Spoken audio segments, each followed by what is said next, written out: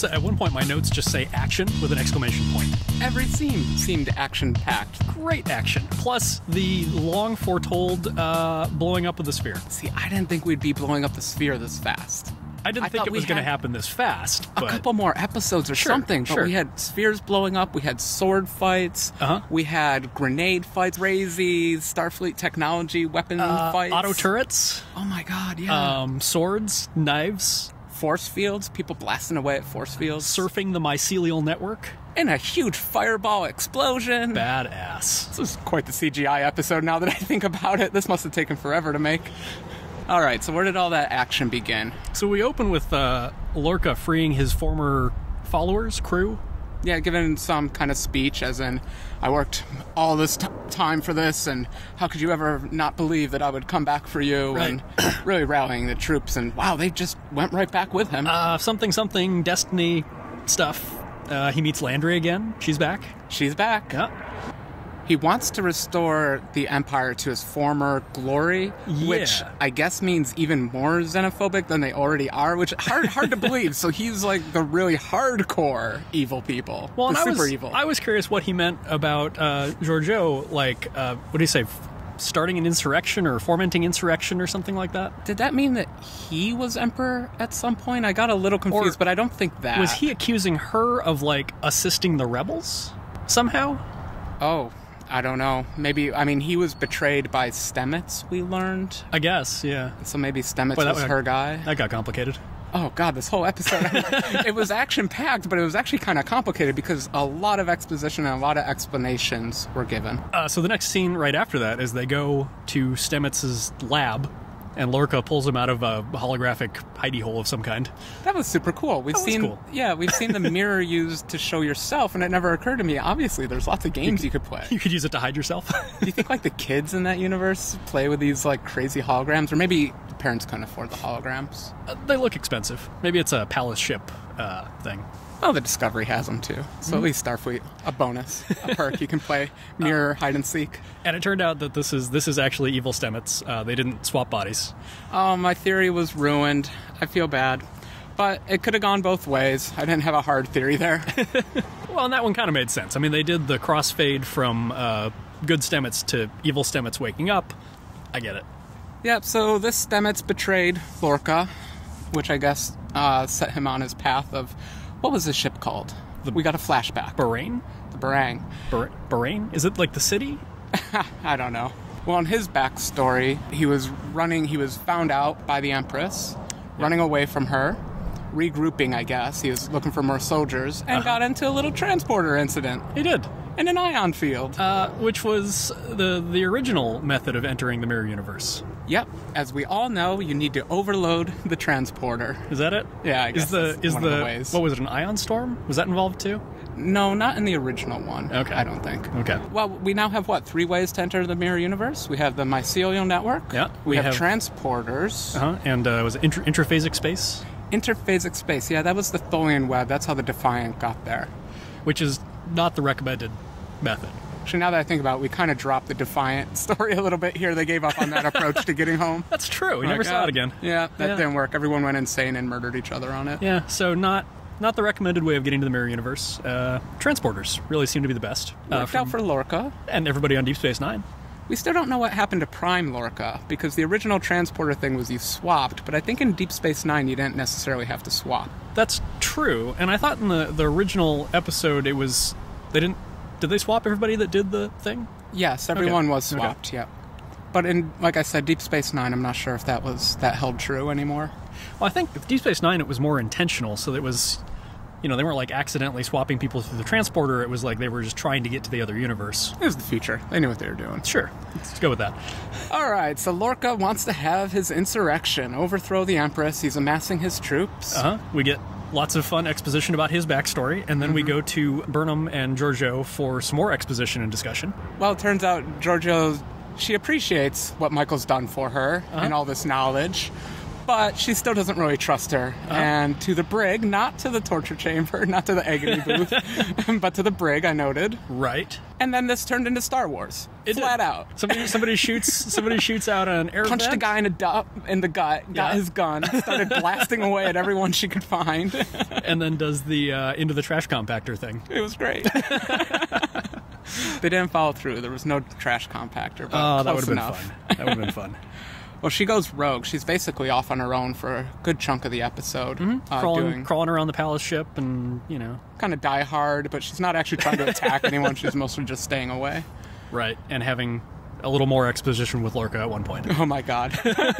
Lorca is all about the drama. From day one, we've known that. I mean, he said that in his intro. He said that the dark scenes make him look more dramatic. That's right, yeah. And he loves it. So back on Discovery, the spore drive is operational. Stamets is doing a lot better. He's doing great. Yeah, but they're out of spores. Yeah, because the mycelial network is dying, the plants themselves are dying, I guess, is what Yeah, but I guess they still have stored spores. It gets back to that original statement in the early episodes, the benefits of not growing your own. So, supposedly you could get spores from somewhere else. I guess we never found out what that was about. But we also find out that the thing on the palace ship, the sun or whatever it is, the sphere, is a mycelial generator. I guess kind of like a hydroelectric dam, really. I think Stamets later on said there's tons of energy in this mycelial network if you know what you're doing. They're like blocking the flow, which makes me think like a dam or something. And then they have a little discussion that's like a very on-the-nose discussion about the environment, basically. Oh, are you saying because the Terrans aren't interested in sustainability? Yeah, because they're exploiting the resource with no consideration for how it will, I guess, destroy the universe. Only a fool would do that. I love that Deep Space Nine episode when the Ferengi go back to old-timey Earth, and they're always just making fun of us for the entire episode. That was great. 1960s Earth. Like they're using nuclear reactors for power. Don't they know that irradiates them? Something I'm not totally clear about is we're threatened with the end of all life everywhere if the mycelial network collapses. It seems a bit over-dramatic. I don't really get that. He might be talking long-term. I mean, without the network, we would all fall apart. Or we could all just combust and explode. Who knows? He wasn't specific on how we would all die. Imagine every molecule in your body exploding at the speed of light. So, while Michael is die-harding around on the flagship, she gets a message off to Discovery, spilling the beans about Lorca. Very important information. True. Yep. They all immediately, I noticed, change back into their old uniforms. They took the logo off the floor of the bridge too.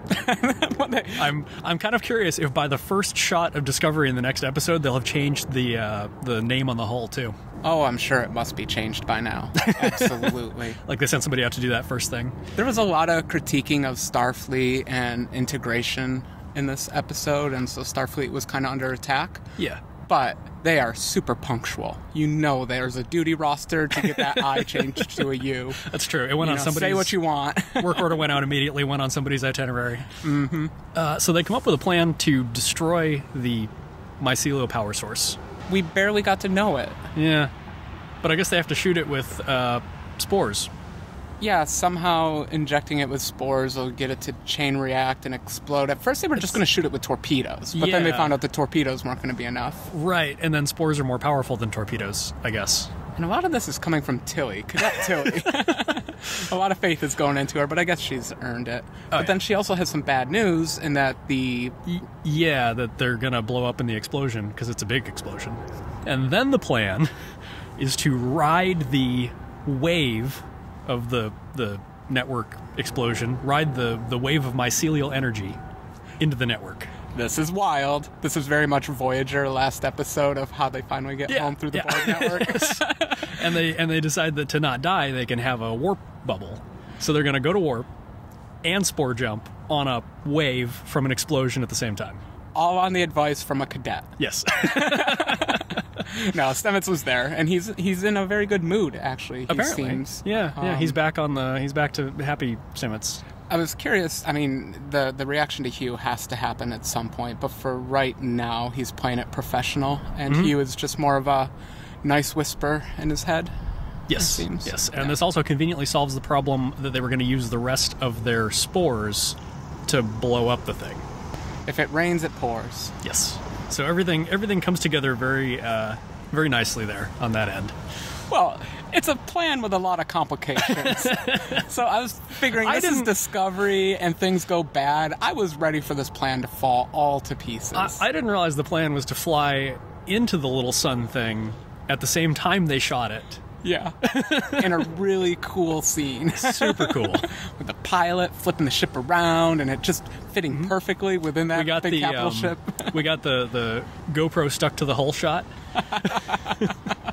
Should we go back to the Charon? Sure. Let's go start back with Giorgio decides to go back on the offensive, and she is leading from the front. Michael said not to. Yep. Because turns out Lorca's pretty good at this battle stuff. Yeah, turns out he had a plan. He's a tactician. He sacrificed a lot of people, though. He shot in the opening volley, and basically his whole crew first line got wiped out. I mean, that whole hallway scene was really kind of a case study in bad tactics on both sides. Oh, okay, well, I really enjoyed the scene. I don't know tactically. I'm not in the military. I don't know any of that stuff. It was a fun firefight. I really enjoyed it because we had a force field, and we're like, oh, they can't get through the force field. Lorca's like, no, you just shoot it a lot. That's how you get through a force field. And then auto turrets, but I guess you just shoot those too. Whew. Yeah, that was just a fun scene for me. This felt very Star Wars. I keep comparing it to other things, but it's only in praise. I was just having a blast this entire episode. Yeah, that was a very Star Wars scene, actually. Yeah. I think you have a point. The whole episode had a lot of Star Wars in it. Stargate, Star Wars. It was just basically the flying sci-fi. into the reactor of the giant ship and blowing it up and then going. That's a little Star Wars. Michael she's sneaking around the ship, gets in touch with Saru. And Stamets gives us all some exposition about Lorca. In case we didn't notice, when he punched in the last coordinate at the end of the 3,300 jumps or whatever. Oh, we noticed. There was a screenshot in the video. Just in case we didn't notice, Stamets explains how Lorca did it and that he can do it from his chair. Speaking of Stamets, Evil Paul gets it next. At this point, Lorca has made it to the throne room. Giorgio is MIA. And he's already having a council meeting? What's the order of business here? The Stamets fellow? Do we trust him? I think the first order of business was kill all of the lords and senior officers. And then we got what I'm calling Chekhov's trap door. Yes. A super awesome scene where comparisons, Game of Thrones, he thought it was that infinite drop. Yep. Lorca's like, I'm going to kill you, Stamets. It'll be poetic. And then opens the trap door to his own creation and then stabs him. Because he's not really that into poetry. Funny lines. Landry stabs him? Is that it? Or did Lorca do it? I thought they shot him. Oh, they did shoot him. That's right. Using the super awesome, awful, both words effect. Evaporate a person effect? Yeah, we're not in stun mode on this ship. Nope. I don't think they even have that mode in the Mirror Universe. They have kill and kill harder. I guess I'm happy this isn't on broadcast TV, so we get this kind of gore.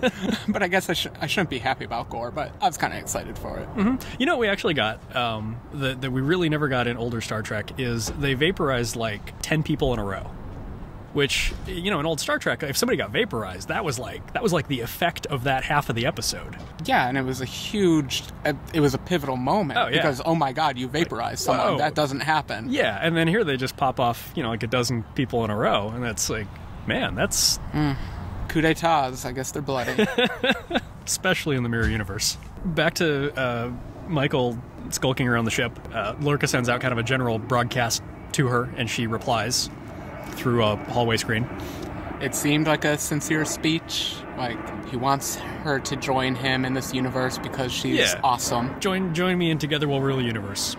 Yeah, except it turns out he was lying the whole time because he had someone tracking her down throughout the whole thing where he said, I promise I'm not going to come after you.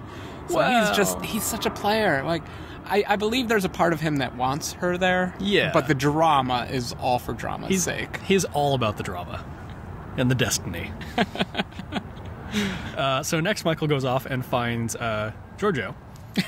Because she's in the room. Where is she? I didn't catch where that was. I believe this is the room when it was revealed that their eyes don't work well. Oh, like the dining room or whatever? It's her sanctuary. Is what she called it, whatever that means. I'll never find her in her office. I know. Well, they couldn't. Lorca, you're not that great. No. So they talk some more about Destiny, and Michael has a plan. And the plan is the same plan as when she came aboard, but using Giorgio as the fake prisoner instead of Lorca. I didn't even realize that. But she's augmented the plan because instead of being or playing into those roles, they're just going to kick some butt. The plan is apparently to just go in and fake it and then punch some dudes. Yeah. There was some great dialogue, a lot of like interesting backstories and such, but that's what the plan boiled down to. I mean, there was talking, but it was, yeah, Michael punches a guy and then they action. They must have had a conversation where Giorgio said, oh, by the way, I'm a kick-ass fighter, and I can basically kill everyone in that room, just stay behind me. Because that's what happened. She went into full warrior destructor mode. Yeah, apparently she has good close-quarters combat skills, better than the Prime Universe Giorgio did. Klingons are tough. That's true. Mirror Universe foot soldiers are apparently not very tough. Pretty good combat. I was trying to watch like every fight, which was really hard. It was a good, like a multiple combatant fight. It was like almost Marvel-style choreography. Long shots where you could actually watch all the action. Yeah, fun mix of weapons, and Chekhov's trapdoor. Makes an appearance. Finally. So Michael beats Lorca in the end? Was that it? Yeah, and then she's gonna, in typical Michael fashion, she's gonna arrest him, I guess? I thought she would at least stun him. I thought she was gonna flip the setting and shoot him. That would make sense. But no, he got a giant sword through the back. Yep. And I guess through the heart, because he went down fast. And then through the trapdoor he goes. So here, I have a theory now. Okay. So in the show, he kind of vaporizes into a blue mist, a mycelial mist. Sure. Do you think he integrated himself into the network and got lost into the network? Or do you think he's actually dead? So, like, he might come back. Exactly. I could see that. Okay. I could see that. It's not that totally wild? implausible. No? Okay. Great. That's my new theory. That's the theory? Okay. Lorca lives. I kept hoping they would bring back, like, Lorca Prime, but I think he's probably just dead. Yeah, we really have no idea what he's doing. Yeah. He might be back, too. We can have the Lorcas meet. Final battle. Speaking of final battles, the Discovery is going all around, doing some great laps. That's right. To match the hand-to-hand combat going inside, we have a space battle going on outside. Now that I think, the opening throne room battle somewhat began with the Discovery flying overhead and shooting a phaser straight through the roof of the throne room. That was super cool. They really should have put the shields up. I don't know what they were thinking. Yep. But that was great. Just did a strafing run. It acted like a little starfighter, even though it's a giant ship. That was a great way to kind of tie it all together there. And they fly right into the middle of things and fire torpedoes at it and beam Michael out. Plan worked to a T. Totally. Apparently nobody has any shields. Well, Michael had to disable those one shields. Something that was protecting the special core. shields. Yeah. Yeah. And I couldn't believe Empress Giorgio had decided that, well, Michael, you can get away, but I'm going to make my last stand. I mean, this is kind of a question from the last episode, is she's kind of presented as, she's the emperor, but she's still an honorable person. Emperor of a very evil empire. Yes. And it turns out she is fairly honorable to the end. She's going to make a last stand while Michael gets away. I mean, she's in kind of a self-protection mode here. I mean, sure. We really don't know her politics. We should really get her into a TED Talk or something. I guess we're going to find out about her politics next week. That's true. Spoilers. Spoilers. Michael grabs her at the last second, and they get transported out together, and that's interesting. Yeah, good move, Michael. Yeah.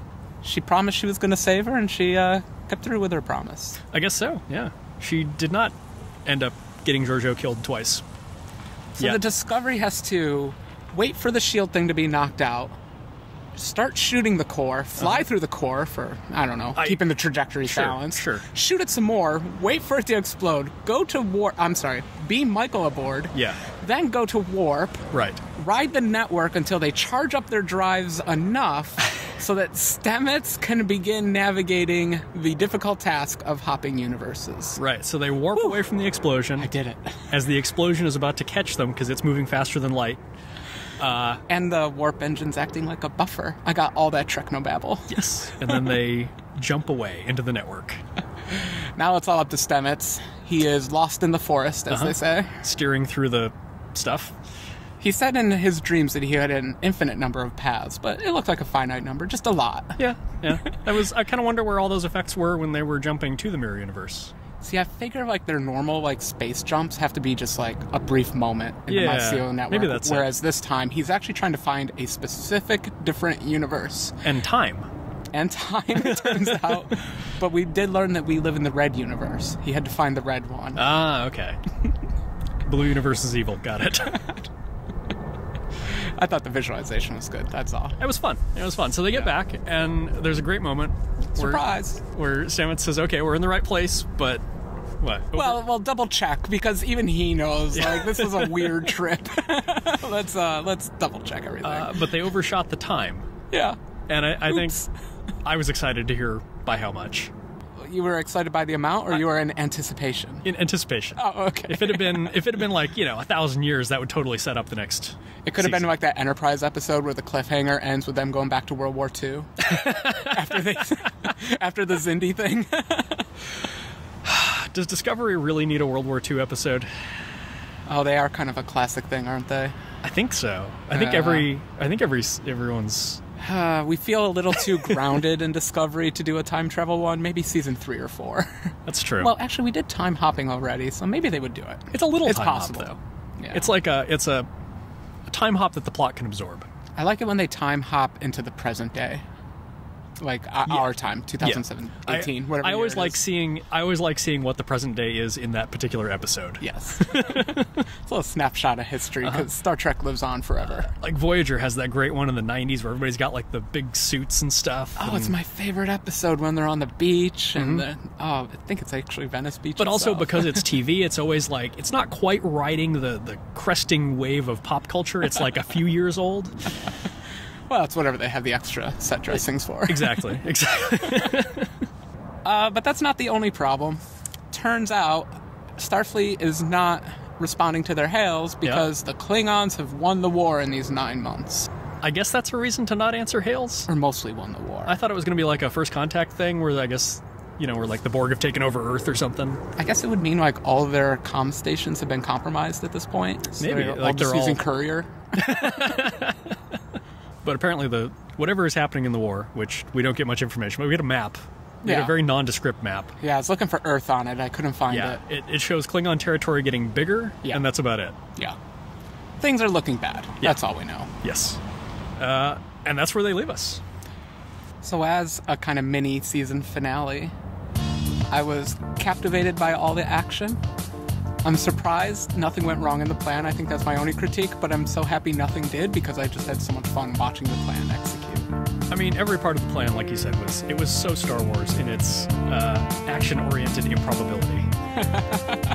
Hey, we know Giorgio's back, and I'm just happy about that. That's She's true. been killing it. That's true. That's going to be fun. And she's not happy with Michael, so more drama.